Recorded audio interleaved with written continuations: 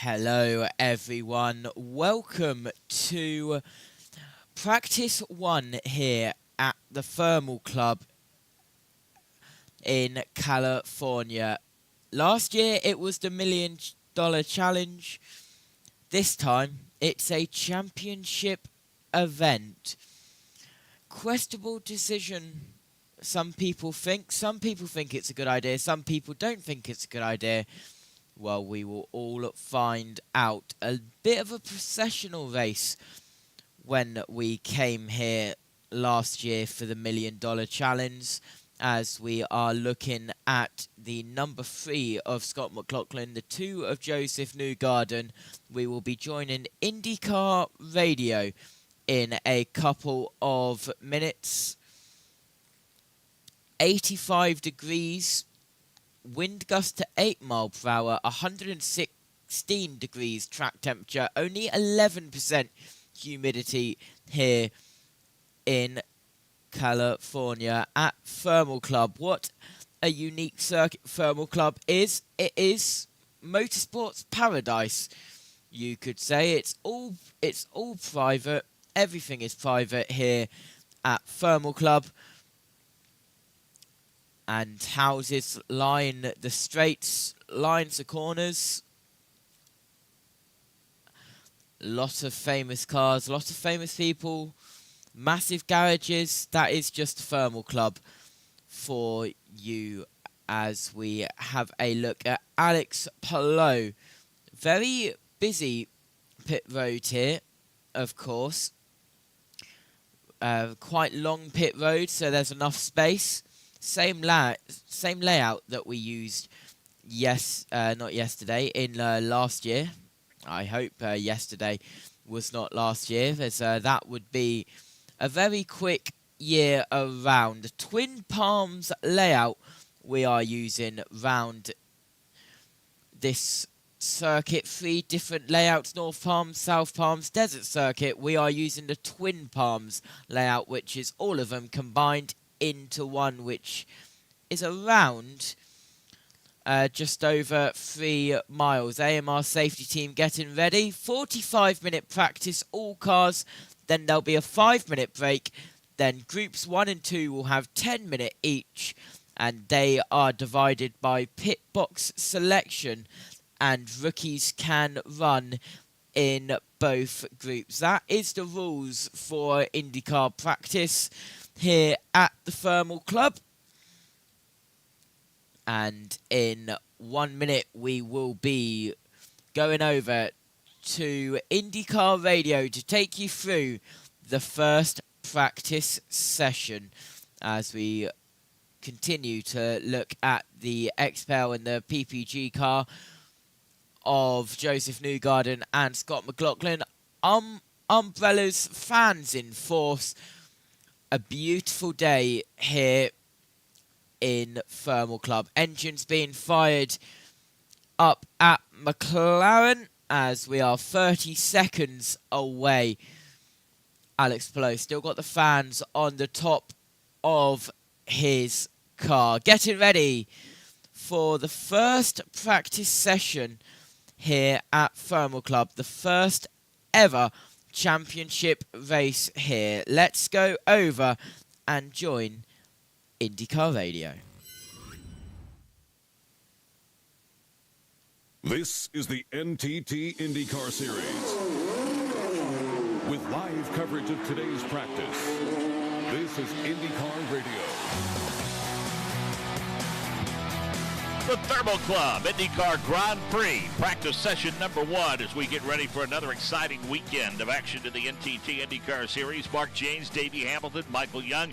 Happy to have David Land with us for this session. We'll have guests throughout the weekend, including David. He'll be back with us on Sunday. Nick Yeoman will join us throughout the course of the weekend, Jake Query, and others. But for now, we'll focus on this initial practice session at the beautiful Thermal Club, and let's not waste any time giving you an idea what the conditions are like for this initial practice session. We'll welcome in Michael Young. Well, we welcome everyone around the United States for this first practice session. No matter what the temperature is in your point of view or wherever you are in the United States, it is beautiful here. 86 is the temperature currently ambient, and then the track temperature 117 degrees. It has been warm all morning, and certainly we've talked to several of the drivers. These tires are very temperature sensitive, so it'll be interesting to see, and Mark, you could talk about this, how they're going to work through this first session and this tire allotment that we have this weekend. And Davey Hamilton will join us with more on that. And Davey, let's face it, the Firestone Firehawk wear, the change in the distribution, the change in the compound, it made headlines all throughout the course of the weekend in St. Petersburg, and I don't think anything has changed because of all of the circuits that the series runs on, this one is widely believed to be the one that's most difficult on tires. Yeah, no question about it, Mark. It's a situation where it's a gamble for everybody right now. So right now, yeah, as you said, there's six sets of the primary tires. There's 4 sets of the alternate tires. So it's back to the old school. They did not do that at St. Pete, as you said. So now it's going to be very interesting to see just how long these tires are going to last, including the primaries. I mean, more than likely that's going to be the tire they're going to race on, just like we've seen in St. Pete. But how long are they going to last and keep the speed up? But more importantly, what are those alternates going to do throughout this weekend? You know what's funny about this racetrack? It's basically designated a road course, but Davey, I'm going to say because of the fact that it's relatively flat throughout it, there's little to no banking. It's going to race somewhat like a street course, would it not? Yeah, absolutely. There is no banking at all, basically, except at any of the corners. There is a little bit of an elevation change to the course, but no banking at any of the corners. And you know, one of the corners, when you get down, it's like an oval. You know, I mean, it's a super fast left-hander, just like you're on an oval, and that's where I really see some high tire wear in those areas. Matter of fact, Mark, as the cars go by right now, a lot of dust on this racetrack. I mean, a lot of dust coming down pit lane. I seen them coming out on the track out of pit lane when they first did their. Most everybody's just doing installation laps right now, Mark. But a lot of dust. It's going to be really dusty early on before they get the rubber worn down on this racetrack. Well, in conversations with INDYCAR and the teams and whatnot, of course, this is a facility where they test.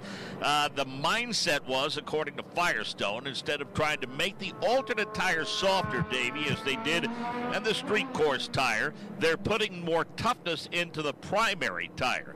So they think by giving them just a little more toughness, more temperature resistance, you will have the difference between the primary and the alternate, but maybe not quite to the level that you would see at St. Pete or other street courses this year. So a lot of thought went into the process in terms of laying out the tire compounds for this race this weekend. Yeah, and I'll tell you right now, these teams are going to do all they can to save tires. They got a camera on Palou right now, and he did his install lap. He's already out of the car. I mean, he's not going to. I mean, it's right now they don't have enough tires allotted to him to go out and get a super lot of track time. They don't want to wear them out early. They want to wait till rubber gets on the track. So right now we're going to see a lot of silence in this 45-minute session, I think, early on. Yeah, and again, this is the new format, we should say, which is going to be in place on most of these circuits like this, where you have essentially a 45-minute Alls gate, and then you'll have a break, and then you'll get 2 10-minute sessions. And of course, Davey, with other changes in the tire allotment and the fact that you're now free to run those alternates whenever you would like throughout the course of the weekend, we see some folks not really push those alternates until maybe the practice session tomorrow?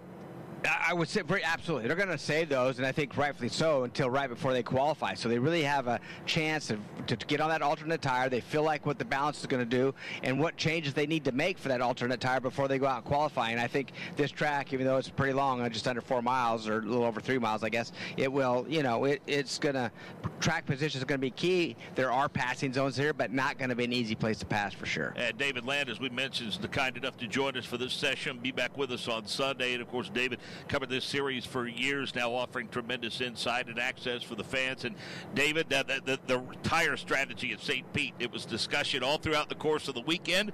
Some guessed right on race day at St. Pete, and some guessed wrong. They sure did, and that's something that, as you guys have been mentioning, is going to be one of the biggest keys to this race. How can you manage those tires over a full race distance? We've never seen IndyCars run a full race distance here, and I'll tell you, those were some of the most cautious install laps I have ever seen turned at any IndyCar race, because, you know, we've got a lot of young chargers, a lot of old chargers, a lot of people who really want to fire those tires up, but none of them wanted to do any kind of hard running right away. So that, I think, is a very important key early on here in this session. And we have more on the tire development and the unfolding story throughout the course of the weekend with Michael Young. Principal Program Engineer of Firestone, Corey Williams, joins us on pit lane. And tires were the story in St. Petersburg. We went back to the original allotment of 6 and 4. The reason for that A and B, what kind of tire did you guys bring this weekend? So we started production on these quite a while ago, knowing thermal was on the ticket. So we already had the original plan of 6 and 4 for this one, whereas it was changed for the street course events and some of the other events coming up for 2025 to the 5 and 5. And the tires we brought this weekend, so the alternates kind of similar to what they ran here last year, which was a primary. We went a little bit softer, so not too much of a change from last year. But then our strategy for road courses to kind of create that gap that IndyCar is looking for between the primary and alternate as far as lap times. We went a little bit harder, more durable compound for the primary tire to kind of get that gap between. And obviously last year we ran more stint races, little heat races, as opposed to a full-on race where they're doing pit stops. So the idea was to keep that compound with the alternate tire and then make a harder compound primary? Correct, yeah. So the same construction that we brought last year, so we just tuned the compounds a little bit, knowing with the circuit itself, with being unique with the surface, sometimes the dust can kick up on that surface, and then the longer stints with a full race this. Obviously, Mother Nature does its own thing, and their dust is the one thing at this track that drivers will say is inherent with the race surface and something you can't control. How, as an engineer, does Firestone, how do you guys come in?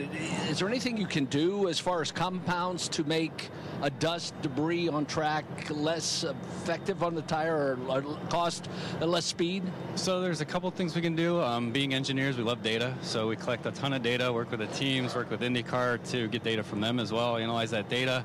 But with dust, so you think of Laguna Seca, kind of a similar track, being with some dusty parts of that track where it can kick up. So we look at things like that. What's comparative, basically, knowing that our history, and look at that data to kind of see how this track compares to other tracks and what we can bring. Is there something in the compound that you add to help offset that? Not specifically for the compound that we add for the dust. Again, Mother Nature being Mother Nature, you never know. The stickier tires can kind of, we'll say, clean the track a little bit, just being the nature of the softer compound. But it's nothing we specifically, will say, designed for. And explain to the listeners how the compound, that dust, wears as, obviously the cars are picking up the dust, and as the tire wears, the dust essentially dissipates, correct? Kind of. So you think it's a contaminant, really, if you think of it that way. So the cars will slide a little bit more with that dust on that track, so more sliding, more frictional energy, a little bit higher wear sometimes when you see that the dust getting on the track. And with the hybrid this year, obviously we didn't have it last year when we raced here at Thermal. Did that go into the decision-making as well? Yes, correct. So they added weight as well for the hybrid system. So that's, again, looking at that shift with the more durable, a little bit longer-lasting, harder compound. How often do you guys check this track? Is that something you come to the early part of the year or the latter part of last year, check the race surface, and then decide how you're going to make a compound? Year over year, but then we get in, similar to the teams, you know, we'll go out, analyze the track during track walks or get out early.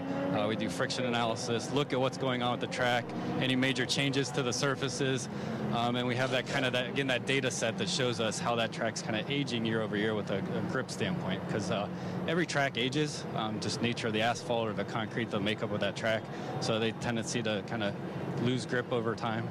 Any added pressure with Kara Kristalik not being here this weekend? Oh, she's always here. She's just not out here. She's watching. No, it's no pressure. Yeah. All right, we wish you all the best. Thank you for everything you guys do, and looking forward to a fantastic weekend. Thank you so much. There you go. That's Corey Williams with Firestone. Hit Chris and, that whole gang. Obviously, Kara Kristalik, good friend Pat Caporelli, has a lot of their media and PR, one of the best of all time at what she does. We appreciate the insight for sure. So, Davey, interesting comments by Firestone, and certainly the teams and owners and crew chiefs, they certainly have Firestones here. Yeah, no question about it. And you know, one thing, we do see some cars real quick, Mark, going out on the track right. Another thing to kind of pay attention to is pit out here is really tricky, Mark. Once you come out of the pit, it is you know, very tight coming out, and it's like a U-turn going back onto the racetrack. You merge onto the track just off of turn 1 going down that straightaway, but it's tight getting out of these pits. It's going to be a little interesting, everybody fighting to get out of pits during pit stops. But one thing, the rookies also, Mark, got an extra set of tires, and I think that you know, we see some cars on track right now. The rookies, they got a little more time to try to, they haven't been here before. I expect to see most of those out. Matter of fact, I think we see a McLaren car out there right now. I'm not sure who's out there right now, but it looks like, well, it's going to be all the rookies, Davey, because they get an extra set. Yeah, Shwartzman, I think, is going to be heading out, and so so momentarily, at least we're going to get an idea what these track times are going to be and how dirty the track is. Yeah, the ones that get the extra set are the ones that primarily going to take full advantage of the early part of this session. That's for sure. Davey, some changes to this racetrack. You remember last year, sweeping to the left at turn 16, 17, they went over the crest of the curbing. Cars launched into the air before settling down and making that hard right turn to the start-finish straightaway. Now, some changes have been made, some modifications, including that jump-inducing section has been leveled, and that should present some damage to the bell housings and whatnot from the covering systems on the car that sit between the engines and the transmission. So they tried to smooth that out a little bit, but you may not be getting airborne, but it's still plenty rough through there. Yeah, no, what happened then that really was needed, Mark, last year, that area, you get to there wide open. You're flat out going through there, Mark, coming onto that front straightaway, but it wasn't easy wide open. So everybody knew to be fast, you had to do it. And if you missed the line just a little bit, as you just said, those curbs you talked about, it would get you airborne. And what it would do, and it hit the tub of that car, it would damage the bell housing area, as you said, where the hybrid system is stored, and that's where it's located in the car. And it was doing a lot of damage to bell. You know, they're changing bell housings, create a lot of havoc. So by taking that curbing out right there, it's going to be a little easier for them to get through their wide open, obviously, but it just saves, you know, it's due to mistakes, and it's going to, you know, you're going to have least mistakes in that area for sure. Pretty good insight on all of that, courtesy of Racer and our good friend Marshall Pruitt, who gave us a lot of insight as to the changes that they have made to that portion of the racetrack. So Lundgaard, Siegel, and Simpson among those turning laps early. And Davey, we go back to the season finale a couple of weeks ago. Alex Palou is the champion until somebody beats him, and nobody's been able to do it yet this season. Pretty amazing, 3-time champion. You know, I really, every time I see the commercial, Fox does a great job with all the media now, the commercials, and when we call him a 3-time champion, and as young as he is, and as much of a future has ahead of him, just, you know, I mean, I think we just, every time he gets on track, he's amazing. And right, as you just said, I didn't have him in the list, to be honest with you. I mean, as far as late in the race, I think, oh, he's in the game, no question about it. But man, the strategy played out absolutely perfectly. I thought Dixon had it in hand but then Pixon did not have radio, so that kind of hurt him a little bit, and he pitted just a little bit late, and, you know, Palou just pulled his magic in with another win. 3-time series champion David Land going for the three-peat now in his 4th championship overall. These numbers for you: 82 starts, 12 wins, 44 top 5s, 59 top 10s, and he's led almost 1,000 laps. Pretty good for Alex Palou, and he's the defending winner here. If we're going to consider this a new event or maybe a returning event, I'm not sure which yet. But yeah, Alex Palou has been incredibly impressive, and more impressive so I think that we're comparing him against Scott Dixon. Yeah, you know, he's going head to head with Scott Dixon and putting these numbers up. I think that's amazing. Another thing I'm kind of watching right now is how many consecutive laps are the teams running. Right now, Christian Lundgaard has run 3 consecutive laps and continues to go faster, but I think this practice session is going to give us a pretty good idea about how long these primary tires are going to last. So I'm kind of curious to see how long Christian Lundgaard stays out there and clicks off these fast times. And we will watch that, keep an eye on it after we hear from Alex Palou. The 1-2 finish by Ganassi, the first time they've done that since July of 2023 at Mid-Ohio. Our Michael Young caught up with Alex Palou earlier today. Well, the winner of our first round in St. Petersburg joins us here at Thermal Club. And correct me if I'm wrong, you came out of here with a lot of cash last year. Yes, it was a good bonus that we got. Yeah, I mean, I was happy, very happy. It was a very neat weekend, and you had a quick car that entire weekend. We've talked to several drivers. The change that you expect or you anticipate going into this weekend, obviously the tire's different, the hybrid. Is there a lot of learning for a driver like you? I mean, you're a quick study, but how long does it take to adjust with the package and know exactly what you have?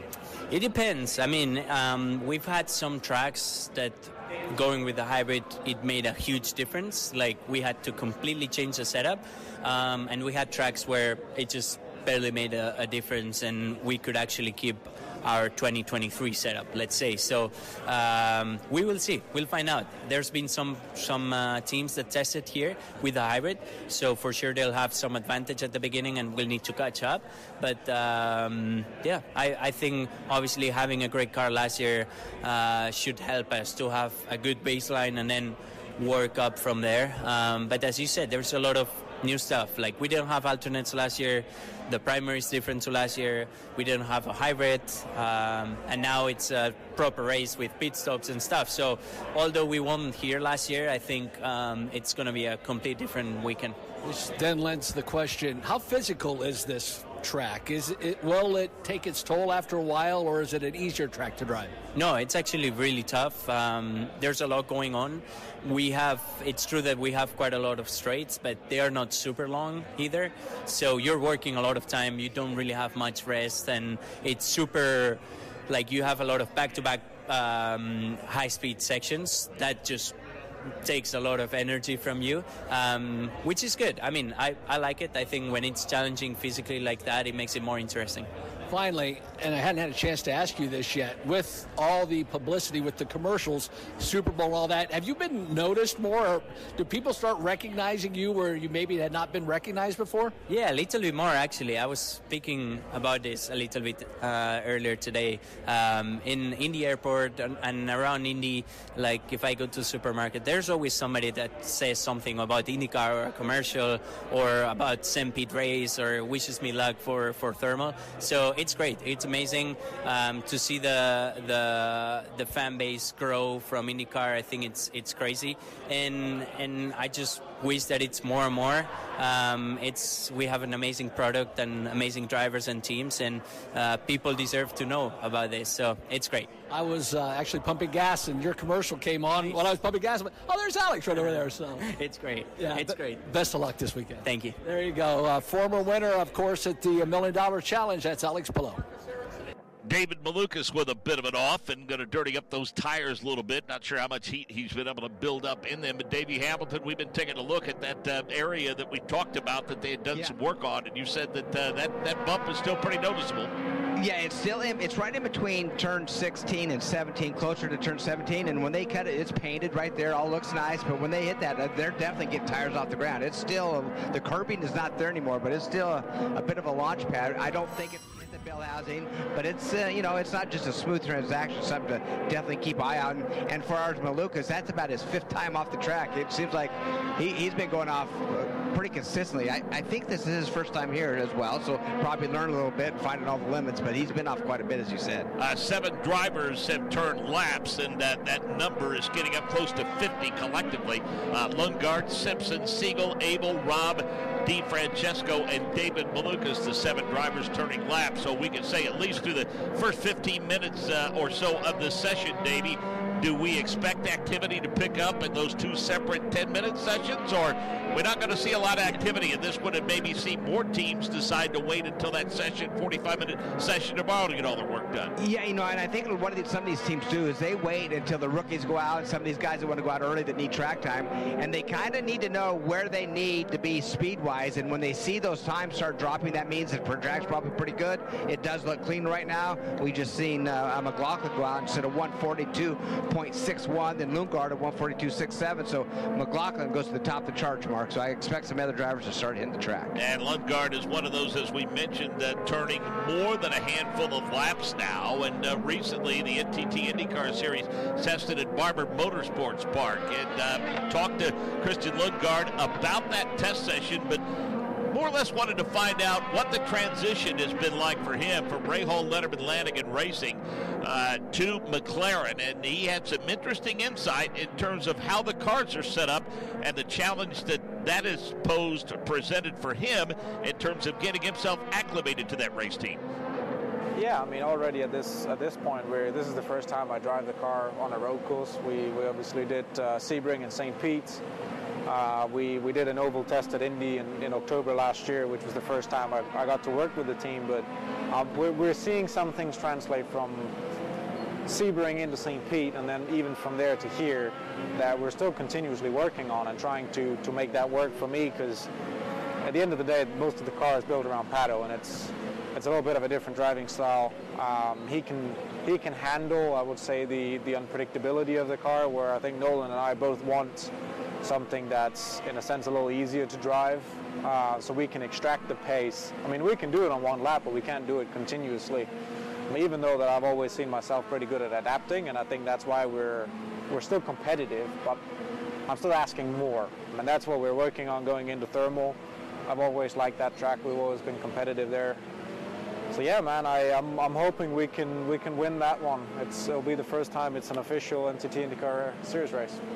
So interesting to note, Davey, that Lundgaard, who had a good run, he started 5th and finished in the top 10 in his debut with Arrow McLaren. But you can speak to this over the years that you've had teammates.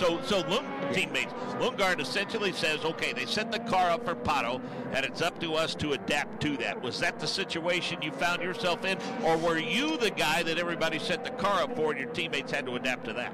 Well, when you're the new one to the team, they definitely put the setup that they know, they feel like is going to be what they know, and then work from there. Now, just because it was Pato's setup doesn't mean it's the right one, right, for Lundgaard. So, but that's where they usually start, and then what you try to do, I'll be honest with you, Mark, when you have teammates, you want to work together, you want to make sure that the team's on top, and definitely try to get, success for the team in a whole. But trust me, you as a driver, you're trying to be that number one guy, and Lundgaard wants to be that guy. I mean, he would like to be the fastest and win more races and have the team lean more on him than Pato for these setups. So, but right now, Pato's leader of that team, and that's the setups they're going to use. Now, like I said, they don't stick with him. I mean, Lundgaard's going to put his input in, and they're going to change that car for him, and we'll just see how it works out. And David Land, you said in your conversations throughout the paddock, that's not all that uncommon, that scenario that they've unfolded there.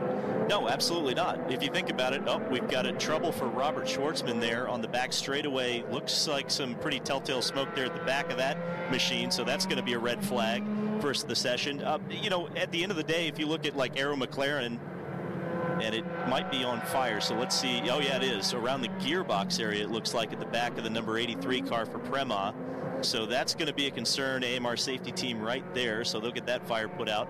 It's a couple extra data points, right? If you're Arrow McLaren and you have 4 cars or 3 cars, you can, if you set them all up for Pato, then you can really, if you think you want to put all your eggs in Pato's basket, you can go right to the front. There are several teams that operate that way, and some of them that don't. It's just kind of a mixed bag throughout the paddock. So the car of Robert Shwartzman has come to the attention of the AMR IndyCar safety crew. He got out of that thing in a hurry, so it was obvious that it was getting a little warm in there. Let's go back to St. Pete. Davey Hamilton, a 19th and a 20th place finish for Prema in their debut. Callum Ilott 19th. Robert Shwartzman finished in the 20th position. And hopefully, Davey, as the season progresses, they continue to turn laps. They'll get more and more comfortable. But I think they all understand the learning curve that they're faced with.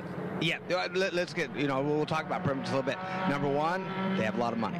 Number 2, they have really good drivers. Number 3, they have really good team members. They have some good crew guys over there. Now, you got to mesh all those together, right, Mark? And it's not that easy to do. You're not going to do it overnight, even though the crew has experience. These drivers are fantastic. Ilott's got experience here. And money is a big part of it, but money doesn't put speed on the table every time. So the engineers are going to have to work the drivers, the team, just like these little things like this.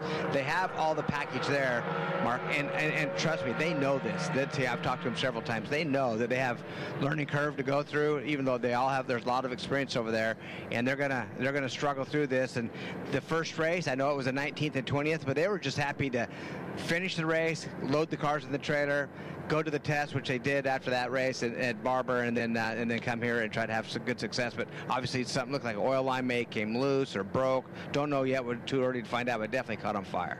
17 turns, a little over 3 miles, so it takes a little while to get all those cars back to pit lane. They have all reported back to their various pit boxes, and I'm sure Michael Young will track down the folks at Prema and see if we can find out what the issue was. We talked about the season debut, talked about the season opener at St. Petersburg. Pittsburgh. This is a season that Marcus Ericsson is hoping for redemption after the struggles he had 1 year ago in his debut season with Andretti. And for Marcus Ericsson, all in all, a seventh place starting position, and he finishes sixth. And Michael Young caught up with Marcus Ericsson earlier today. Thermal Club with Marcus Ericsson. I don't know why I always like to ask you this question, because I think the description really paints a good picture. So I will throw you under the bus. 3 miles, Thermal Club. Can you give us a track description? Yeah, so you go down, start finish straight into turn 1, hard braking into a hairpin. You go from 6th gear down to 1st gear. A bit tricky to get the car rotated, easy to get oversteer, understeer. Hard on power, accelerate all the way up to 5th gear before you turn into turn 2 and 3, which is a tricky triple apex corner. You go down again all the way to 1st gear. Small acceleration up to 2nd gear through the chicane, left, right. You want to use a lot of curb. Tricky to get power down into the last corner before the long back straight, which is also a 1st gear corner. Very important to get on power early because you gain that time all the way down the long back straight. 6th gear on the limiter towards the end if you have the right gearing. Hard braking again into a 2nd gear corner, a bit of a double apex that leads right into like a very fast and sweeping corner combination where you go 3rd gear, a little lift over the bumps before you turn into a very, very quick left-hander. You kind of hug the apex through there to keep the speed and keep the grip up. Let the car run out in the exit over a bit of a hill into the last section of the lap, which is a very, very fast right, left, right combination, which is just a small brake and lift it down from 6th to 5th gear, then back to full throttle before you go to the end of that section where you have a braking with a lot of lateral G. You downshift all the way to 1st gear, late apex, again important to get on power early and get a good exit because it leads out to another straight before we get to the last part of the lap, which is turn, I think 15, 16, 17. 15 there, you brake hard down to 2nd gear, again a double apex. Then you go over a crest, very bumpy. They have resurfaced that, but it's still a bumpy part before turn 17, I think it is, the last corner, which again is a very fast. Use a small lift, back on power. Got to be careful with the bumps there, but very fast corner that leads back out on the start-finish straight. Body language and everything, Marcus Ericsson, well done. We'll do Indianapolis next time for the 500. That way you just got 4 turns and you're done. Yeah, that'll be easier. Best of luck this weekend. Thank you. Yeah, that's always good stuff from Marcus Ericsson. I've actually had the opportunity to witness him doing that, those lap arounds, and it is always interesting, Davey, when we get a driver's perspective and a lap around a race course that certainly, as Michael so adequately put it and accurately put it, that body language is always a part of that description. They continue to pour over that car, Davey, of Robert Shwartzman. That's significant. Something significant is going on from the cockpit. We just looked at that. They're pouring water into the cockpit of the car. Well, right behind the driver is the fuel bladder, the fuel tank, and there's not much to come there now. If you blow an engine and oil was to get in that the bottom of the tub, it can get, it can come underneath the seat and get into the front part of the car. But I mean, the back of it was on fire. We seen that, but they're now they got the nose piece off, the side pods off, the engine off, and I don't know if it's part of the hybrid system. I can't tell you, but when it goes in the cockpit area, knowing that behind the seat is the access hole for your fuel pump and the access hole to your bladder, but something's going on in the cockpit part of that car as well. Pretty interesting. About 20 minutes left in this portion of the session, but again, after that, we get 2 10-minute sessions for these teams, the even-numbered pit boxes, the odd-numbered pit boxes, and David, this was actually put in place on an experimental basis last year. This new format put in place for the majority of this season. What are you hearing in terms of the paddock and how receptive people are to it? Kind of the drivers that came up with the idea, I believe. Yeah, it's nice that we listen to the drivers every now and then. We don't want to listen to them all of the time, but certainly this session or this format is designed to give the drivers the absolute maximum amount of time in clean air, especially at a racetrack like this where we expect that qualifying is going to be one of the most intense sessions that we've seen in quite a long time. Everyone knows the importance of track position, particularly at a racetrack like this and with the tire wear concerns, and you want to get as good of a gauge as you can on what your car can do by itself in qualifying trim. And that's a good way to do it, is have less cars on the racetrack, kind of simulate a Fast 12 or a Fast 6 session, and hopefully know where you stand before you get to qualifying. You know, Davey, if we go back to St. Pete, there was some head scratching going on at some of the calls that some of the teams and drivers made on their tire strategy, and how post-mortem they look back upon it and they say, well, that move probably cost us the race. But you know, I've had discussion with some folks, and I said, listen, and again, I never had as much on the line as these race strategists do. But I can tell you, as somebody who coached in high school and was an offensive coordinator, when you go into a game with a game plan, there are so many variables that you simply cannot control. And you go into a plan thinking it's the right one. And I always said, I never called a bad play. We just didn't run it right. And so it's kind of the same scenario that unfolded in St. Pete. Yeah, so many hypotheticals that could happen during a race. I remember in all the strategy meetings, and we had some team owners and some strategists. I mean, sometimes we could be in there for hours going through all the hypotheticals that could happen, that would happen.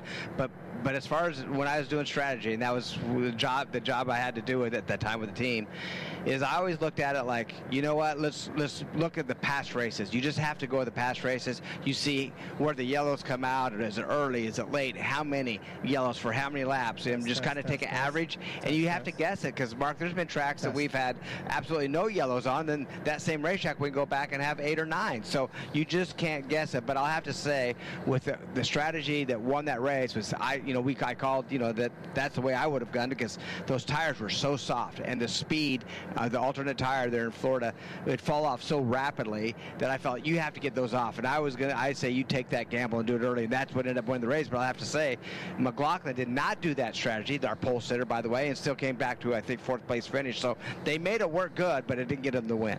You got Alex Palou, Scott Dixon, Joseph Newgarden on the podium. Scott McLaughlin, as you mentioned, finished 4th. Good run for Kyle Kirkwood and Marcus Ericsson. Good run for Felix Rosenqvist, from Myers-Shank finishing 7th. Lundgaard, as we mentioned, an 8th place finish. And how about Renus VK, David Land, and his debut, David, with Dale Coyne Racing. As you and I talked about before we went on air, it's really not that big a surprise, because Dale Coyne's done very well at St. Pete over the years. Yeah, a couple of wins with Sebastian Bourdais about 5 or 6 years ago. It's one of their better tracks. I think a lot of people kind of overlook Dale Coyne at a place like St. Pete. And Renus, it's one of his better tracks. Most of the time he ends up in the top 10 there.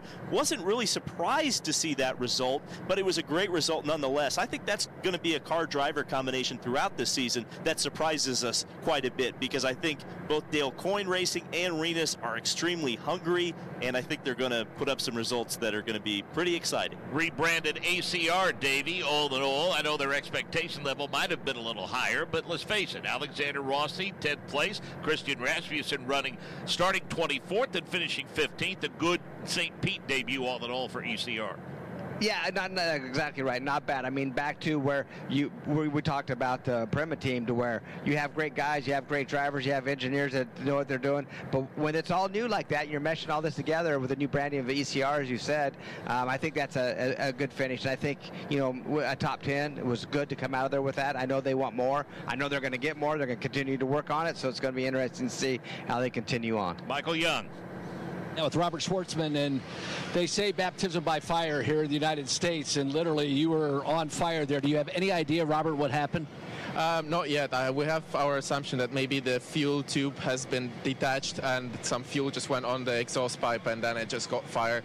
That's one of the, let's say, ideas we have. I just hope it's that, and I hope it didn't damage the engine, because we have limited amount of engines per season, so I hope it's just a little fire there. But overall, yeah, it was just a bit weird. I went out, there was a fuel alarm, then it disappeared, and then I just heard like a pop, like a little hit, and then immediately I felt some heat in the seat, and I looked in the mirror and I saw some fire. I was like, okay, I need to immediately stop, so I stopped immediately to put the car in a safe position, jumped out, and yeah, basically the fire was not big, which is good.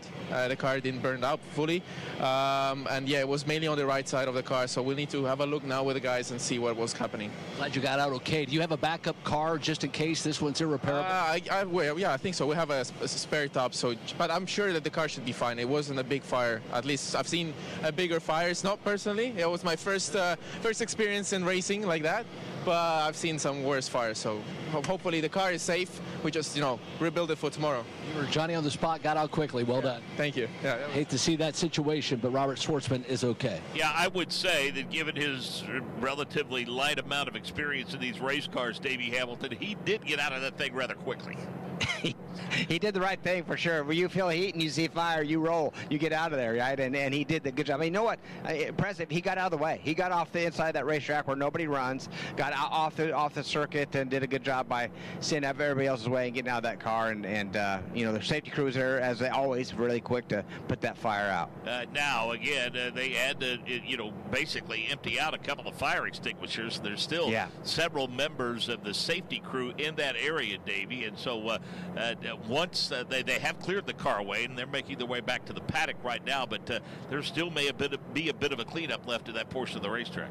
Yeah, a lot of water on the track right now. They have some oil. They're just pulling away now, Mark. Looks like they're just not getting ready to pull away, but a lot of oil dry down. Probably try to sop up that water as well. They're going to sweep it a few times and should be able to go green here just momentarily, Mark. It's interesting to note, Davey, that you understand the tire management issue and you want to be judicious with those tires, but whenever you have a lengthy red situation like this, does that make some of these teams kind of rethink this plan, knowing that, hey, look, there's some valuable track time there that we're going to miss out on?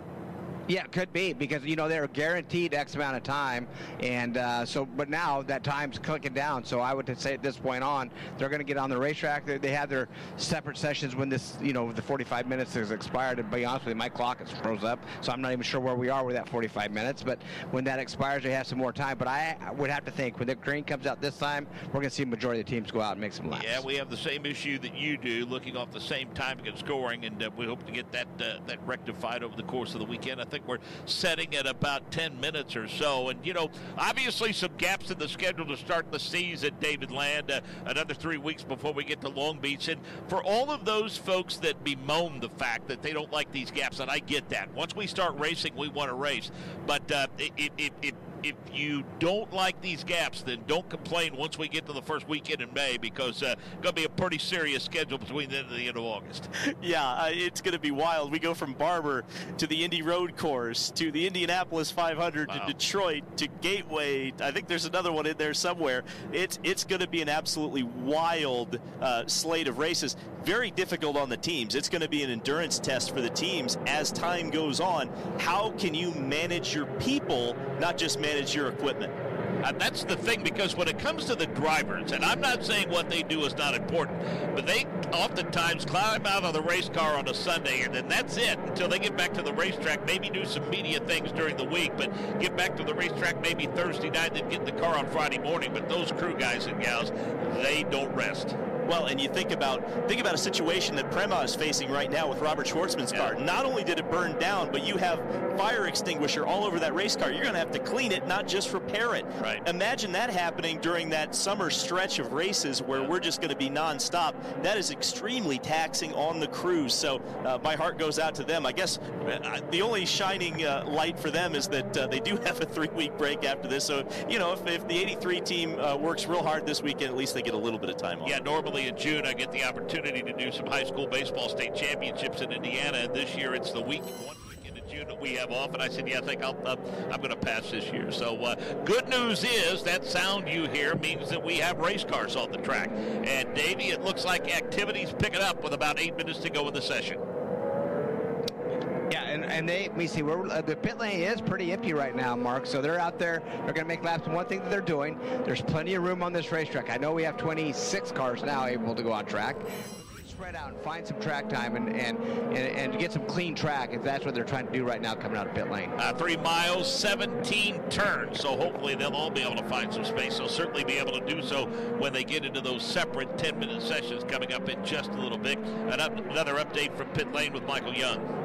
Yeah, just to add what Davey had said, it's somewhat like Barber here, at least on this portion where pit lane is, where you look across the track and it winds in and back on itself. And literally there were a gaggle of cars of maybe 10 to 15 all crawling through turns 4, 5, 6, and 7 trying to find a little room. So even on a 3-mile track, we still jump out as quick as we can and cause a little bit of a bottleneck, but it looks like everybody's starting to work their way out right now and be able to lay some quick laps down. And again, we've got cars coming off of that final that turn with a little bit of it off, and they're kicking up a lot of dust and dirt, David.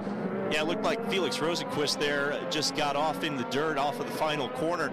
You were talking about how busy the track is. Every single car outside of course, the number 83 car of Robert Shwartzman is out there on the racetrack. Yeah, counter steer moment there for Felix coming off in the final quarter. That's wow. A little bit of sprint car racing, isn't it, Davey? Yeah, no question about it. He got way off. I mean, it's the fresh dirt out there, powder dirt, went all over the racetrack, kept it out of the Armco. That's the good news. Back on the gas, going down in turn 1 he goes. Did he just go in too hot, Davey, or maybe did he hit that bump we've been talking about down there? That bump. It's that bump, because what happened, that bump, you're right in the middle of a turn, and so when you get airborne or the tires come off the ground, it's going to throw the cars loose. It's going to throw the back end of that car. He just overcorrected from it. So what are you suggesting, Davey, that when those front wheels leave the ground, it gets harder to steer? Is that what you're saying? Yeah, I think it's really difficult when they leave. We've always tried to do that. The drag's really good when they're in the air like that, but turning's just not good. So a bit of a wild ride for Felix Rosenqvist. And again, all in all, pretty good weekend for that race team with Felix Rosenqvist coming home in that 7th position after rolling off in 3rd. His teammate Marcus Armstrong was running pretty well until he had some issues, and he was relegated to a 24th place finish. Struggles, Davey, in the opener at St. Pete. Nolan Siegel, Will Power, Louis Foster involved in an opening lap crash.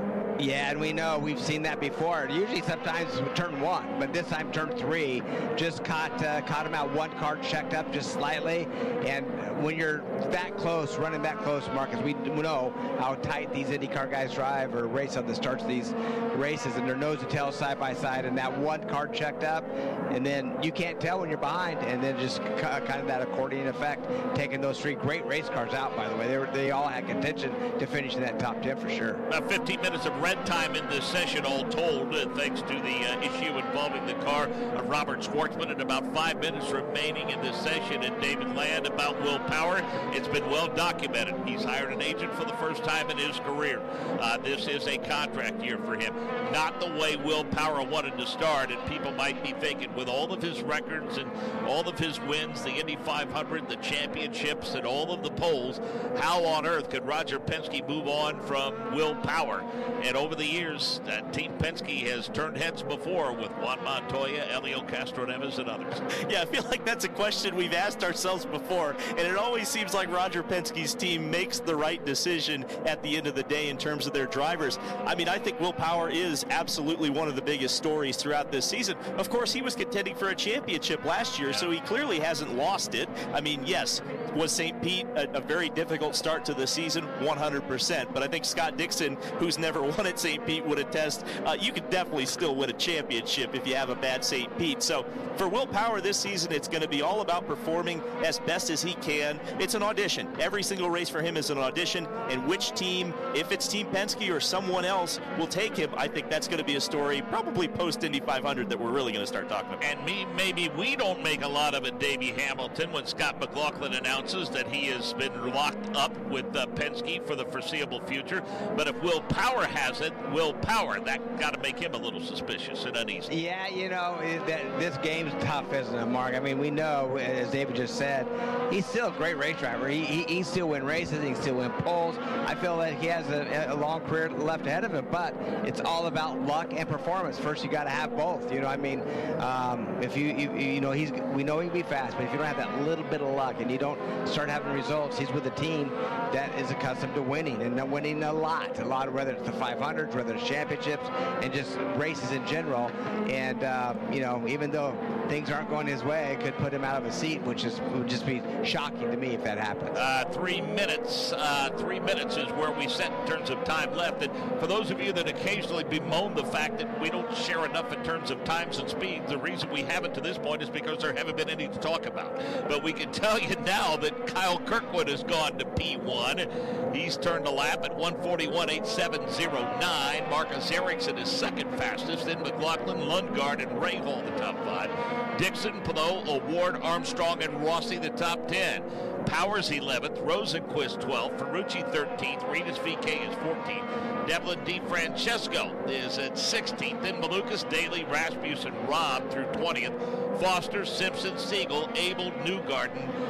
Those are among the 26 cars that are turning laps now, and again, that 27th car not going to post a time, Robert Shwartzman, because of the onboard fire that he had, and they're working on that car back in the paddock, and Shwartzman is speculating that it might have been a fuel line that caused that issue. They hope it's that.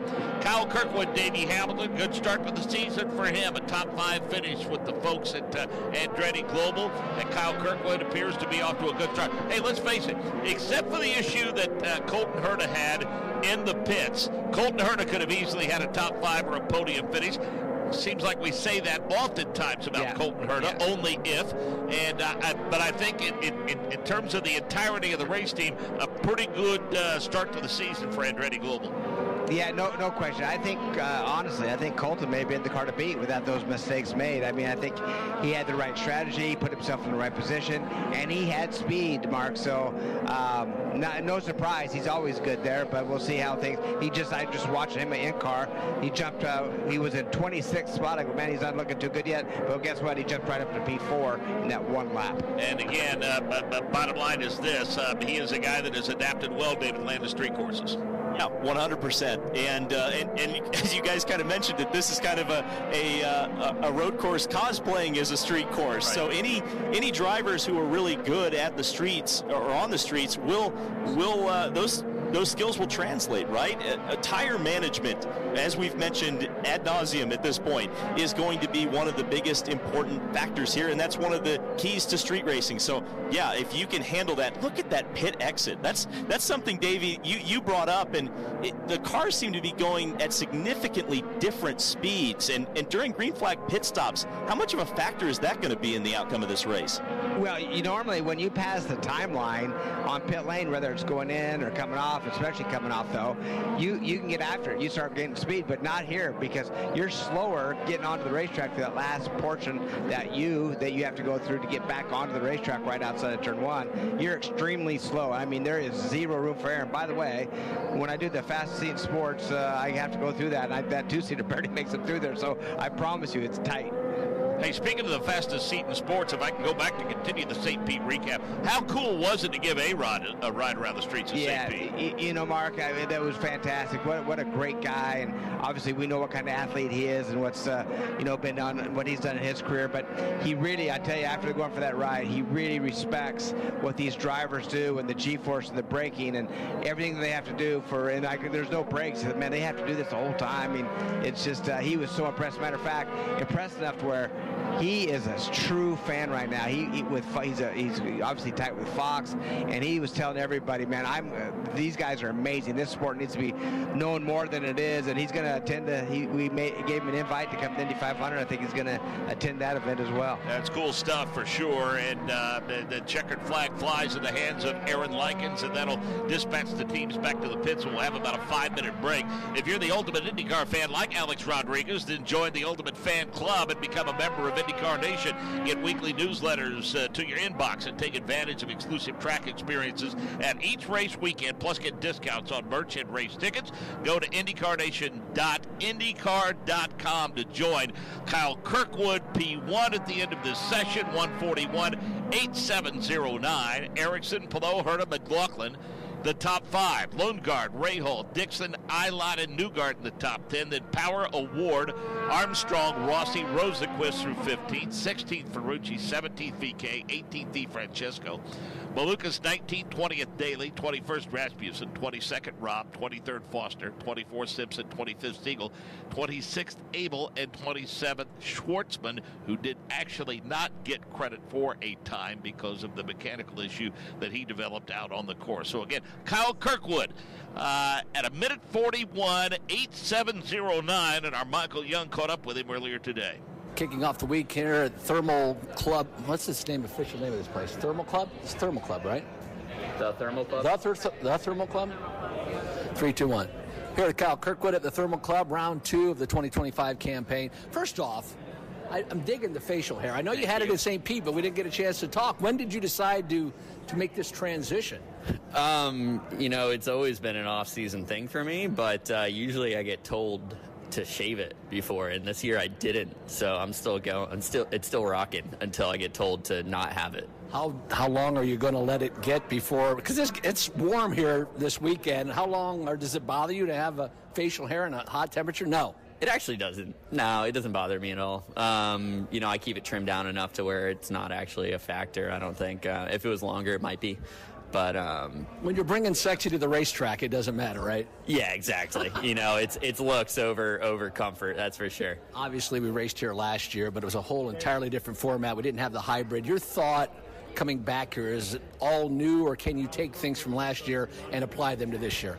I think there's a lot of new things here, primarily because of the weight, right? But also because we didn't do a real race here. We did like 10 laps and done, right? We never did a full stint, which is somewhere between 14 to 18 laps, right? That's kind of what we're looking at for a full stint here.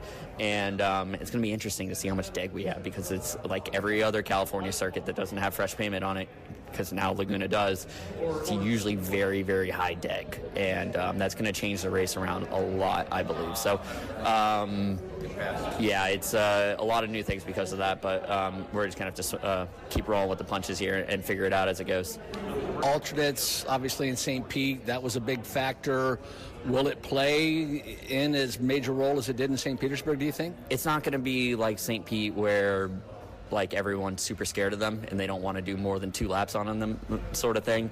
But it will be a factor, right? I think every tire that you're going to put on this circuit is going to deg high, because it's just constant load, a lot of energy going through the tire, and the heat mixed in with the actual asphalt that's down, it's just going to deg any tire that's available to us. So, it will be a factor, but it's not going to be like St. Pete where everyone's just scared of them. Lastly, is this a track, obviously you want to qualify as close to the front as humanly possible. Are you able to pass here? Did we learn anything about this track last year as far as passing? We couldn't pass last year, but that's not to say that we can't pass this year. And the reason being is because we never got to a point where you're seeing big deg. Every oval that we go to, when there isn't any deg, there's no passing. That's every oval that we ever go to. But when you start to see deg and you start to see cars falling off a cliff, there's going to be passing anywhere. And it's similar to Barber in the last year, right, where it's seemingly a track that you would never make a pass on. But as soon as you start to see deg, you start to see people doing different strategies, you start seeing different tires on the cars, then it starts to open up massive opportunities for guys to make passes in places that you would never expect. So I think it's going to be very similar to that, in a sense that if you start to see deg, you start to see mix up with tires, you start to see mix up with strategy, how you're using fuel, you're going to see a lot of passes in random spots on the racetrack. I wish you all the best this weekend. Looking forward to seeing you out there. Yep, thank you. There you go. That's Kyle Kirkwood. Yeah, I want to thank you for listening to the NTT IndyCar Series today on Sirius XM IndyCar Nation, Channel 218. Want more IndyCar radio? Check out our website for links to our podcast, talent bios, and broadcast schedules, plus listen to our classic race broadcast. Go to IndyCar.radio.com, and we are back to track action, 10-minute session. This one features Newgarden, Lundgaard, Simpson, Dixon, and Power. Then Ferrucci, Rahal, Rossi, Herta, DeFrancesco, Foster, Abel, Rosenqvist, Daly. So 14 cars in this 10-minute session. And while we keep an eye on the proceedings, we'll head back to pit lane, check in with Michael Young. Yeah, Michael Shank joins us. These are nice houses out here. Any opportunity? Are you getting one of these down the road? I haven't got to yet, but it's living a pretty good life out here. But we love cars. We're all car enthusiasts, so I hope tonight or tomorrow night I can get in a couple. I've been invited, so I'd like to see what they got going on in there. I bet that will be fantastic if you get that opportunity. So this weekend, a very special weekend, Folds of Honor. You guys are hosting 300 people this weekend. Jim Meyer post most of this together. A little bit about Folds of Honor and what it means to not only them, but to the team as well. Well, anything military for Jim Meyer and myself especially. We have family members in the military or served in the past. Jim's father, Dwayne E. Meyer, was admiral in the Navy for 20 years, and the Aegis class ships he helped develop, and he's got a ship named after him, the Dwayne Meyer. So we're really proud to have that in our heritage, and Jim's family, my family. And we just want to do something. There's such a huge presence in California of military folks and a lot of people that support the public in general. So we wanted to try to get some of those first responders and military people out. Just let them chill, hang out with the team, feel a part of the team. It's a lot of them. I think we have, close to 500, and give them an experience that, I don't think they've had before. And since it's kind of a limited access to the track anyways, this felt like the right time to do it. And with the presence here in California, we thought it was great. It's such a great opportunity for them to see what you do in and out, week in, week out. A little bit about Folds of Honor, the scholarships, and what the organization does for not only first responders, but for our troops as well. We want to support anybody that support the families like they do. I think if we can raise awareness or eyeballs or whatever it takes to keep the donations coming, and we're going to support that. And really means a lot to us. This is not a BS thing. This is real things that Jim Meyer's put in place, and we're really proud to be a part of it. The scholarships that happen for the youth, for the widowed, it's amazing what this organization really does. I mean, think about if that's your family and you had a massive traumatic moment in life, and it changed the trajectory of the whole family. It's almost hard for me to think about it. So we like it that maybe we can make a tiny little thing, but it just won't be here. We always have tons of respect, and if anyone ever approaches us at Long Beach, we'll always show you around. Lastly, a little bit about this track so far this weekend. Have you been able to learn anything in this opening practice session and going into the final 10 minutes? Well, just like it was last year, high degradation. So it's going to be a challenge. It's going to be a strategic nightmare for everybody, I believe. So it's going to be interesting with pit stops this year. We were very successful here last year, so we'll see where we come out on balance here. This session's a little dirty because the one car caught on fire here, but we'll get through it tonight, and the real speed will come tomorrow. We'll let you get back to the mathematics. Thank you for the time. Thank you. That is Michael Shank of Meyer Shank Racing of Colts. Folds of Honor happening this weekend. As he said, I heard 300. He said up to 500. So amazing what Jim Meyer, I never knew that about his father. It's fantastic what this team is doing for those families and everything that happens within Folds of Honor. And again, we'll have more information throughout the weekend on that. Yeah, good stuff, Michael Young. About 10,000 scholarships for last year, totaling some $50 million. And as Michael said, we'll have more information on that great organization and what they're doing throughout the course of the weekend, and let you know how you can get involved. And from Meyer Shank, an interesting year for them, David Land. They left the technical alliance that brought them to the series and guided them through the early stages of the series with Andretti, and now they have shifted their alliance to Ganassi. Yeah, and I think if you look at recent history, what a better team to shift your alliance to. Chip Ganassi Racing and I think Meyer Shank Racing have both benefited from this partnership. I mean, you look at the pace that Alex Palou had at St. Pete. I think there's something to be said there. And yes, Meyer Shank Racing this year, of course, has a former Ganassi driver at the helm of one of their cars with Marcus Armstrong, and of course Felix is familiar with those cars as well. His only win in the series coming in a Ganassi car back at Road America a couple of years ago.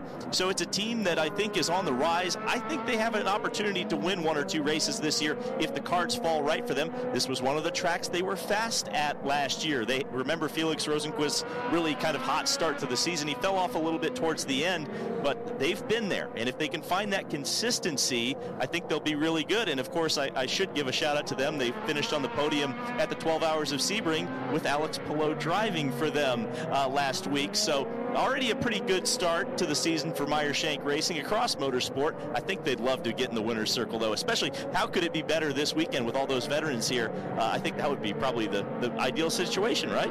So Davey Hamilton, we've had about 5 minutes of green time now. Anybody impressing you, or you have any head scratching going on in terms of the line that some of these drivers are taking around the course? I'm trying to keep track, Mark, of who's on what tires, and a majority of the cars, all but 4 right now, which is Dixon, Rahal, Abel, and Foster, are on the alternate tires right now, the softer tire. We see Simpson just jump to the top. Actually, DeFrancesco was up there, then Rossi was up there. Now it's Simpson. But like I say, they're on their softer alternate tire right now. But so it's going to be interesting if everybody does this and see where these primaries stack up into the alternates.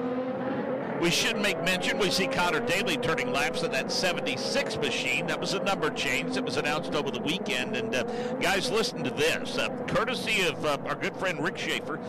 They've got to know Rick when he was with NBC as a stage manager and in different roles with the folks in television, but he is an incredible Speedway historian. Union 76 was on the GRC Special in 1966, driven by Leroy Yarborough, and they used the 76 logo as the number, just like they did on Conor's car. How cool is that? Yeah. I love history like that. I would like to point out something, and maybe Davey can comment on it just a little bit. It seems like the Reds are significantly faster than the primary tires, and I suppose we're going to be trying to see as this session goes on how long they last. But you know, we talked about St. Pete, and you definitely wanted to be on the primary tire. But if you've got that pace and maybe these tires last a little bit longer, that could be a significant factor in this race. What do you think, Davey? Yeah, it's very interesting. It's that right now. I'm seeing it as a little about a second and a half to almost 2 seconds difference right now between the softer alternate and the primary. Now, we don't have a back-to-back. We don't know exactly what each team's doing right now, but it looks to be significant right now. It shows Foster the fastest right now on the primary tire to 144.0, and Rosenqvist at a 141.2 right now as the fastest. So, I mean, back-to-back, it could be that, you know, a second and a half plus difference between those two tires. So a significant amount of time. Interesting to note, as we can see on our multi-screen monitor, that there's little doubt that as soon as a car comes into the pit box, Davey Hamilton, those teams go right to those Firestone Firehawks. They're taking a good long look at them. Yeah, taking a really good look, checking air pressure, seeing where they are, and then obviously, you know, campers and casters even sometimes need to change on these tires to make sure that they wear properly, and it may change. Usually the construction is the same, Mark, on the primary and the alternate, but, you know, just to make sure that this tire is wearing evenly as best as possible across the tire. And back to Conor, I'm glad you brought that up, Mark. Isn't that cool, having that 76 glow back on one of our race cars? I think that's outstanding. Now, if we can jump back into the discussion about tires, you talk about those tire pressures and whatnot. With a couple of places being a little tricky, we heard a couple of drivers talking about at St. Pete how the car, because of the difference in the weight, bottoming out in places that it had never bottomed out before, because the first time they'd ever driven there with the hybrid. So, you know, there's only so much they can do, though, in terms of adjusting that ride height with all of the different ways that they can adjust that through tire pressures and things of that nature. Yeah, so tire pressure really doesn't help your ride heights that much. What it does, though, Mark, is it gets the temperature in the tire quicker, which gets them, you know, the more heat you get in them, the more they expand, and they kind of stay at that point. Now, another thing, that the more air pressure you put in the tire changes the spring rate. So, you know, the more you put in there to set for the spring rate, sometimes that's not what the teams or the drivers want. So you have to do it with ride heights, and that's what in St. Pete that we've seen, just a little bit extra weight on these cars. And as we know, they run them basically at zero clearance. You want the car to barely be off the ground to get the maximum amount of downforce. But when you come to a track that has bumps and is like a street circuit, and even here with a bump coming off that last corner, sometimes you have to have the car higher than you want just to clear these bumps, but it's not ideal on the smooth parts of the racetrack. Taking a look at the Java House machine of Alexander Rossi, and he has the alternates on that car, and David Land, it doesn't take long for the sheen to get off of those Firestone Firehawks. No, those are pretty significantly worn. Not really a surprise, right? When you have a softer compound, although this is similar to the one that they ran here last year, not really a surprise. And that's going to be the real key to this race, is how can you manage that tire wear. I don't think you're going to be able to ever solve the tire wear, but we saw some crazy ideas last year. Remember Colton Hurd just running around at the back the entire race, ended up I think fourth. So there's going to be some wild different your strategist is going to have to be almost as good as your driver to win this race. More on that discussion in a moment. Let's check in with Michael Young. Yeah, Christian Lundgaard has brought his car, the number 7 Arrow McLaren machine, to pit lane, and he is on those reds. And I was looking at the reds; they looked very good as we go to a red flag here at Thermal Club.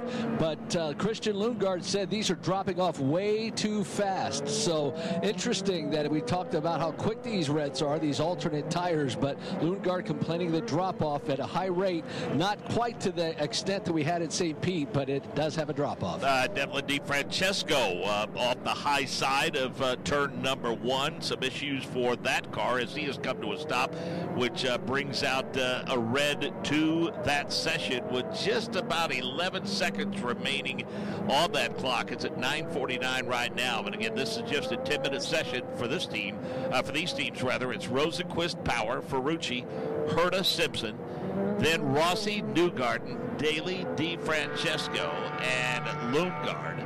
Then it's Dixon, Foster, Abel, and Rahal. Good news is for these teams, Davey, that once they get Devlin DeFrancesco back underway or get him towed off the course, these teams that are in this session will have time to get one-time lap, and they'll have to get off the pit lane in a hurry in order to get that one-time lap in. Yeah, and I see Newgarden already out of his car. The nose come off of Conor Daly's car already as well. Don't know how many drivers are going to take advantage of just this one time out, one lap basically session, but we'll see.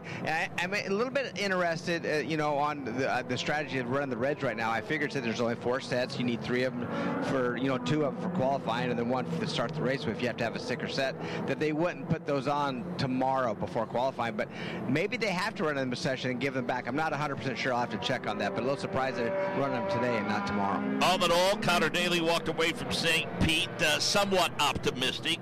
Felt like that there were some things that were kind of out of his control that resulted in his 17th place finish, but earlier today, our Michael Young caught up with Conor Daly. Thermal Club weekend here with the second round of the NTT IndyCar Series with Conor Daly, who was TikToking last year. That's not what you want to be doing as a driver. No, yeah, last year. However, I do appreciate IndyCar for having me out to create some fun content with the drivers. But now it's nice to actually have a real costume on instead of just my T-shirt. So it's nice to be back and nice to be actually racing. How does that help? Does it help you to do the social media? Does it hone your skills? Does it help with sponsors? How does that skill, because you're very good at it, does it help at all with the career? I mean, any content you put out is brand building, right? So if any content you put out continues to build your following, a bigger following always generates bigger support. So we just need to continue to grow that, and hopefully then that reaches more and more folks, and then that reaches their minds, and they can be like, hey, you know what? We got to watch an IndyCar race this weekend. Right spot for last race, our first round. You guys were very competitive. I thought coming out, you guys did well. Coming here not knowing this track, and it's a long track, just a little over 3 miles, how much of this weekend will be spent learning? How much will be attacking? Well, to be honest with you, I did actually get to do the very first test that we did here. So I have done some laps. However, cars were very different back then, different weights and different tires. So there will be a lot for me to learn. But, I mean, we have so much information now. We have so much video from last year. No matter what, every weekend, until you kind of get to the back half of the year where we had the hybrid last year, a little bit of everything's going to be like a kind of a question mark until you actually get out there. So I have never been more excited, though, to get to a second race because of the kind of excitement that we had after weekend one. I think we know exactly what happened, which held us back in qualifying, and then our issue in the race. But all of those other times we were fast, like practice we were fast, the race we were fast. We just needed to be on different tires at the right time, and so it's actually quite encouraging, and I think the rest of the team is excited. But this is our first permanent road course of the year, so we have to figure out as quickly as we can in really not very many laps, because you want to save as many tires as you can for the race. How about tires? Speaking of tires, and we obviously saw the alternates in St. Petersburg and a quick fall off.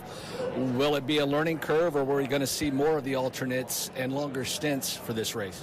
I think the funny thing about it is that it's all going to depend on yellows, because some people are going to have to start on the reds. Some people are going to start on the primaries. Usually that's always the case, right? But these, according to Firestone's metrics that they've given us, these reds are a little bit more temperature sensitive than maybe other compounds, and it's going to be very hot on Sunday. So, what does that lead to wear-wise? We'll see. Obviously, it's also a very long lap, too. So, in qualifying, everyone's expecting it to be like out-lap, push, done. And so, Joseph Newgarden, like we saw several people in St. Petersburg. Normally, it's like, all right, we're going to go out on primaries, then switch to the reds. That's kind of that's the protocol. Now it's like, no, you're going to go out and do one lap on one set of reds, and that's it.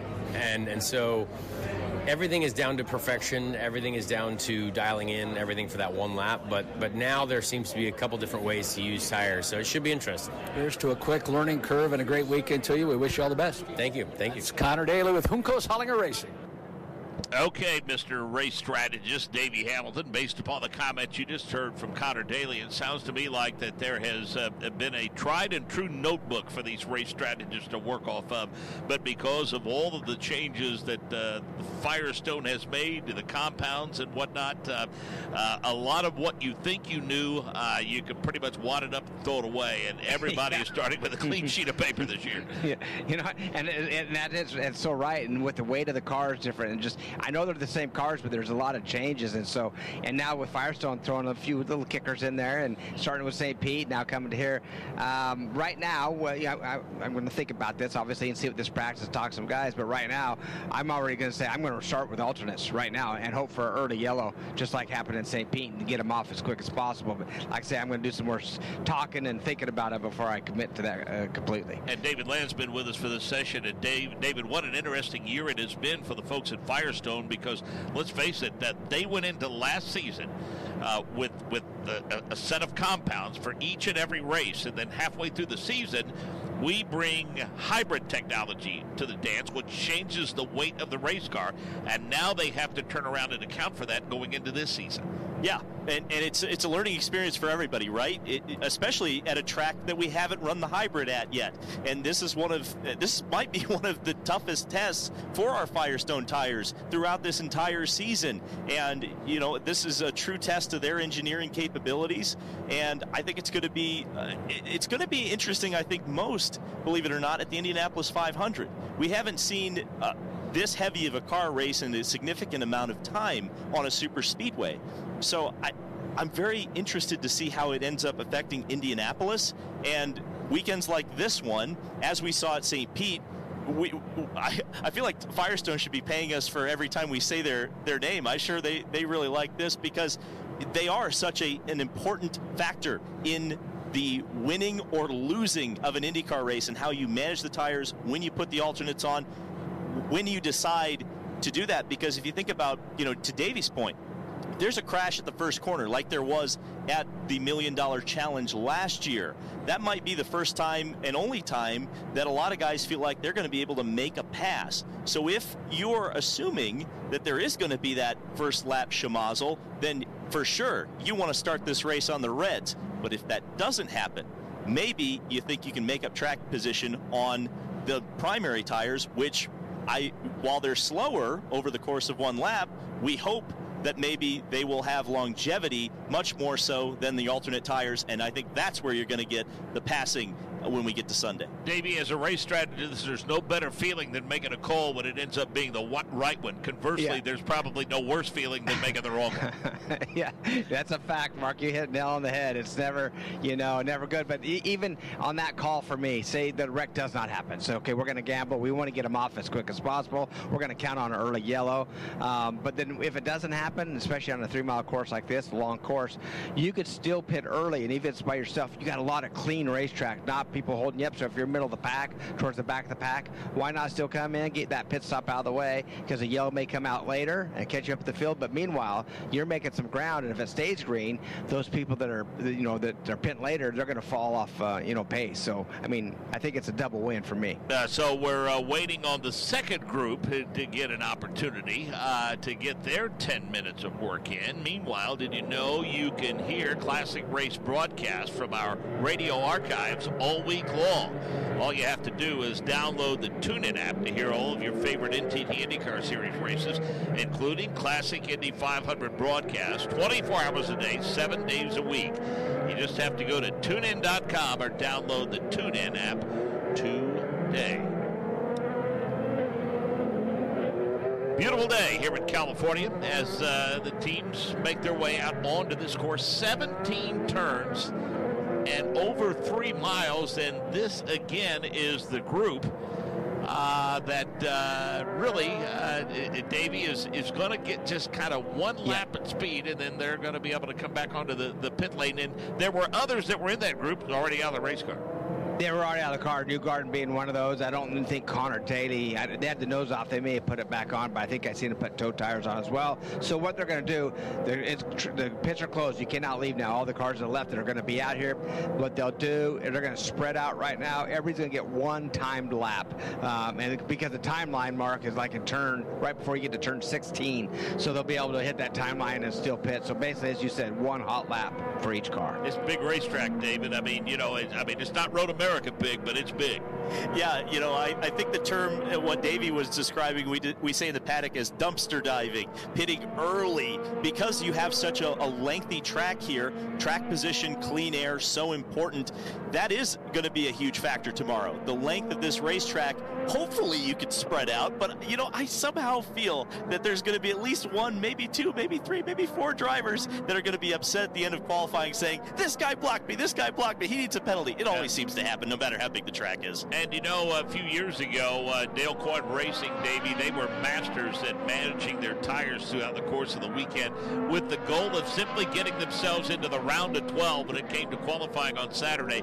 And I think based upon what we saw at St. Petersburg, we're going to see some similar mindsets unfold in terms of how these tires are managed through the practice sessions on Friday and Saturday. The goal is going to be get into the round of 12 and then maybe see if you can get into the Fast Six. But if you can't, you still know you have a very workable starting position.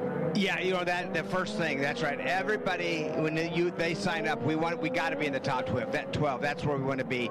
And if you don't make that Fast Six, well, you give it all you had. But top 12 is key, and that's where they all want to be. And one thing that is going to be very consistent here, Mark, is the weather. The weather is going to be hot.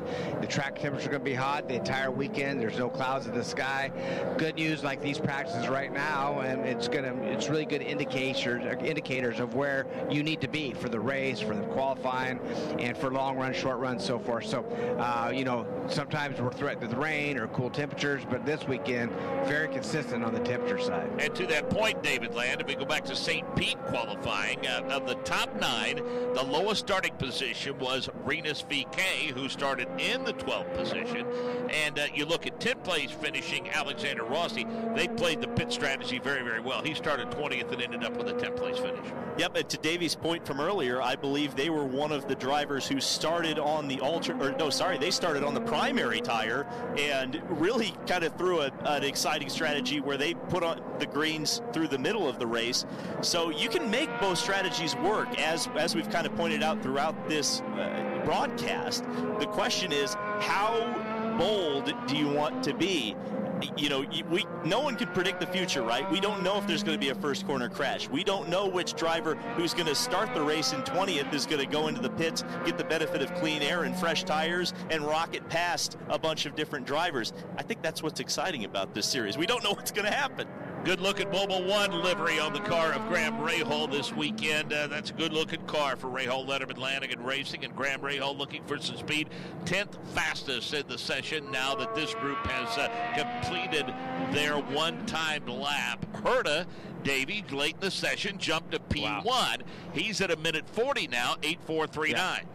First car in the 140s, Mark. So Colton, he has this place figured out. He was faster last year as well. Also had good strategy, just didn't get to pull it off. Palou was just a little bit better than he was. But if you recall, he saved tires. He just kind of fell out of the back and knew the tires were going to fall off. And then the end of that race, the shootout they had last year, he came on strong with some good tires. But like I say, he's when it comes to times, he's the first guy in the 140s. Yeah, drivers typically aren't that patient, David Land. I mean, I think he started 20th and worked his way slowly through the field. And as we talked about earlier, he ended up in 4th place. Yeah, Colton, to his credit, I love Colton, but you know what? He's definitely, I would not ever use in like 20 words, patience to describe Colton Herta. That's generally not his style. So it really is amazing what he was able to accomplish last year. And I think that is going to be something that we're going to be watching for in the race.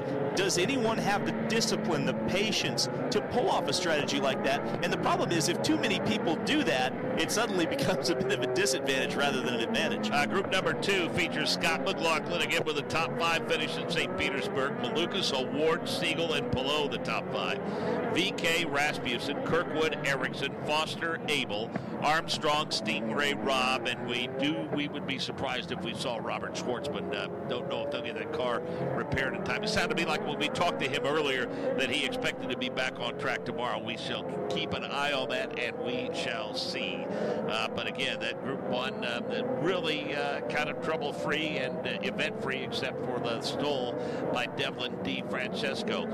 This single 10-minute session now for this team, and that will put the wraps on it today, and tomorrow is a busy day. At 1 o'clock Eastern time, 10 o'clock local time, a 45-minute practice session. They've got an hour-long window to get that in, and then who knows what's going to happen, David Lamb, when we go qualifying tomorrow afternoon. I think it's going to be one of the most exciting qualifying sessions we've ever seen. I'll be honest. You look at last year and how much the drivers laid it on the line. There's no track limits here. The track limits are either the guardrail or the gravel trap. So that's going to be something to watch for in qualifying, is who's going to be able to lay it on the line the most, walk up to that limit, but not step over it. Felix Rosenqvist, the fastest of that 10-minute session up until the last couple of minutes when Colton Herta leapfrogged over him. And again, Felix got to feel pretty good all in all. I know he had a top 3 start, would like to have had a top 3 finish, but still soldiered home in 7th place at St. Petersburg. And Michael Young caught up with Felix Rosenqvist earlier today. Kicking off the weekend with Felix Rosenqvist, and this was if I remember correctly, a big weekend for you last year. You guys were quick right out of the gate. You finished on the podium, although you got some money out of the whole thing, right? I did. It paid for my wedding in the end. Is that really what? It is. I think it was pretty much exactly covered everything, so it was meant to be. So open bar or anything like that? Were you able to just allow all the guests to really? I didn't get an invite, I noticed, but that's okay. I'm sure it got sent out. Yeah, open bar. There was 3 choices of drinks. I think it was gin and tonic, beer, and wine. So we extended the list a little bit after I won the race. So yeah, it was an expensive night, but it was definitely worth it. How has your life changed since the wedding? Is it everything kind of status quo, or do you notice her comfort with you has changed a little? I think only for the better, to be honest. It's been honestly the same. I'd say it just feels more comfortable. Like it feels like the most how do you say? The thing I dubbed the least in my life right now, like our relationship. So that's super cool. We're having a lot of fun together, and yeah, nothing's really changed, to be honest. Speaking of fun, we talked about how successful you were last year with this hybrid. Obviously, the car has changed. Do you think, since you haven't been on track yet with it, do you think things will change, or were you able to test it? I haven't tested. Yeah, I think it'll be different. Explain the difference between the car once the hybrid happened and what you knew of before that. Was there a massive change? Because I don't think anybody's really explained the difference with the car. So obviously you have the hybrid in terms of regenning and deploying, which is like a power thing. But the biggest change for us as drivers and engineers is the weight, and all the weight is at the back. So you have this, roughly 100 pounds stuck in the back of the car, and whenever you're turning, that weight just wants to continue to the side, and it creates a lot of oversteer basically. So it's kind of like the old Porsches back in the day, with the engine in the back. It's a bit like that, So it makes the car harder to drive. It makes the tire wear harder. Lots of things that implicates, the engineering side. You have to kind of balance that out with the downforce and mechanical changes on the car. So it's a big challenge, and I feel like during the season last year we didn't really notice it that much, but now when you come back for a second time and you're like, oh, this is different. So also the tires are different, so I think that might play a little factor as well. With the DEG that you experienced in St. Petersburg, and really didn't have a race last year, more qualifying and then a sprint, do you expect learning to happen as far as tire DEG goes this weekend? I mean, hopefully get a good look in practice. I think the sort of guess amongst the paddock is probably there's going to be a lot of deg. Unclear how red is going to be. The red this year, the alternate, is a bit of a joker. I think no one really knows what it's going to be like because it's a pretty old. The tire is not old, but the construction and the compound is old. So might be super good, might not be. But yeah, there will be some kind of form of deg, I'm pretty sure. Do you think the stints will be longer on that alternate tire this weekend, or do you hope that they last a little longer? Yeah, like if you can extend it, that's going to be one stop less. And one stop here is going to be roughly like 45, 50 seconds. So it's a big loss. Like if you can do one less stop, I think that's going to be the winner. But also if you start dagging 2-3 seconds a lap, like you'll lose that pretty quickly. So yeah, everyone's kind of calculating that right now. It's going to be exciting to see how it goes. I'll let you get the calculator out and figure that out. We wish you all the best this weekend. Thank you very much. There you go. That's Felix Rosenqvist. And Davey, we talked about it last year that we would like to see races to the point to where it made teams gamble in terms of the number of stops instead of it being a set 2-stopper or a set 3-stopper. Yeah, no, I think it's good. And they've extended some races that we're coming up to by laps to make sure that they get that extra stop in, because some of the races they could, make it sometimes on one, but most of the times two, but just have to save fuel the whole time. It took the fun out of it for the racing. Well, now they just add enough laps where you have to make that additional stop. You can't save that much fuel, so that tells me they're going to be able to run full rich majority of the time, and that's when the racing starts happening. Ericsson and Palou, they were a bit overly aggressive working their way out onto the racetrack and actually headed out before the green flag was waved. So they heard from race control. Kyle Kirkwood shows no sign of slowing down at all. In all, a good start to the weekend for the folks at Andretti, Davey, as Kyle Kirkwood, 5 minutes into this session, has gone to P1. Yeah, really no surprise, right? I mean, Kirkwood, he becomes so fast, and somebody to look at week in, week out. We got Brian Hurtis still on his pit stand. Same team, same crew.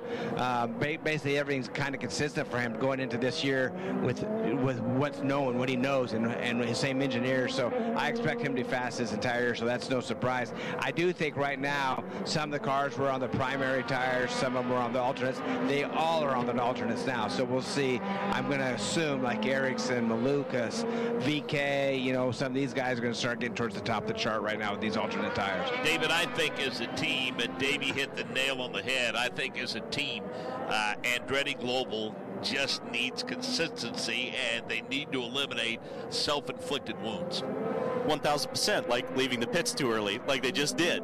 But if we look at the times from that first session, all three of the Andretti cars were in the top 4. They look extremely strong this weekend. So maybe this is a good opportunity here at Thermal for Andretti to reset a little bit. They had the speed at St. Pete.